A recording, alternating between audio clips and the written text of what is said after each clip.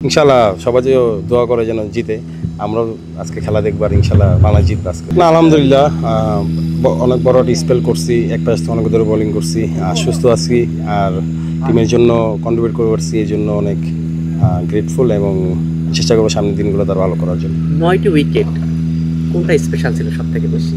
একজন অভিজ্ঞ ব্যাটার আছে সিলেটের দলে। মুশফিকের উইকেটটা অবশ্যই আমার জন্য বড় অ্যাচিভমেন্ট আজকে 9 উইকেটের মধ্যে, কারণ ওর বলটা খুব ভালো বল হয়েছিল। সো আমি এটাই বলবো।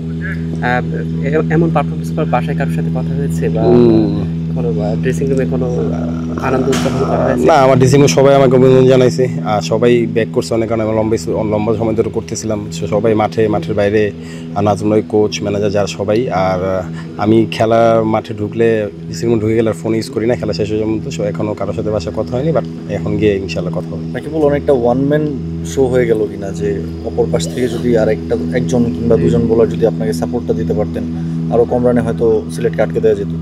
না, অ্যাকচুয়ালি জিনিসটা আমি চেষ্টা করছি এক পাশ দিয়ে। আমি যখন উইকেট পাচ্ছিলাম, আমার দায়িত্ব ছিল যে যত বেশি উইকেট বের করে নেওয়া যায়। হ্যাঁ, ওটা অবশ্যই আরেক পাশে যদি একটা দুটো উইকেট আর্লি অন্য কোনো বল নিতে পারতো, বাট তারা চেষ্টা করছে বা হয় নাই। সো হইলে হয়তো বা আমার জন্য আমরা একটু আগে থাকতাম ম্যাচটাতে। ডিপিএল, বিপিএল, এনসিএল, ওরা লেজিয়ালি কি বলি, রকিবুলের পারফরমেন্স থাকেই। জাতীয় দলটা কি খুব বেশি দূরে চলে যাচ্ছে, দিন যত যাচ্ছে সুযোগটা কি?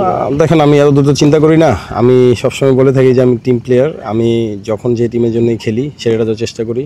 সো এটাই আমার কাজ, পারফরমেন্স আমার করা কাজ। আর ভালো পারফরমেন্স করার জন্য যা যা করা প্রয়োজন সব চেষ্টা করতেছি। আর ন্যাশনাল টিমের কথা হলো যারা দায়িত্বে আছে সিলেক্টেডে, তাদের হাতে। আমার কাজ হলো পারফরমেন্স করা, এটা করতেছি আলহামদুলিল্লাহ। আপনার সতীর্থরা, মানে আপনার যে লেভেল খেলে আসছেন তারা অনেকেই রয়েছেন, সেটা কি একটু খারাপ লাগে কিনা এত ভালো পারফর্ম করে বা অনুপ্রাণিত করে কিনা?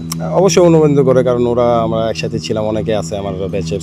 তো ওদের জন্য দোয়া করি সবসময়। যখন খেলাও দেখি, আলহামদুলিল্লাহ ওরা ভালো করতেছে, দেখে ভালো লাগে। আজকে বাংলাদেশ দল কেমন খেলে?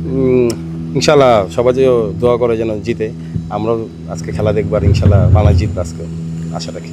রাকিবুল, ড্রেসিং রুমের আসলে আবহাওয়াটা কেমন? আপনাদের ময়মনসিংহের হয়ে প্রথম ইনিংসেই দুটো স্পেশাল সেঞ্চুরি এসেছে, দুটাই বেশ স্পেশাল, এবং আপনার একটা স্পেশাল বোলিং ফিগার। ড্রেসিং রুমটা কেমন? খুব ভালো, আমাদের ড্রেসিং খুবই ভালো, খুবই পজিটিভ। কারণ দেখেন, আমাদের অনেকগুলো ইয়াং প্লেয়ার আছে, সাথে বেশ কিছু এক্সপিরিয়েন্স প্লেয়ারও আছে। সো একটা ভালো কম্বিনেশন আমাদের ড্রেসিং রুমে আছে। আর ড্রেসিং রুম খুবই পজিটিভ। আমরা এত করি না।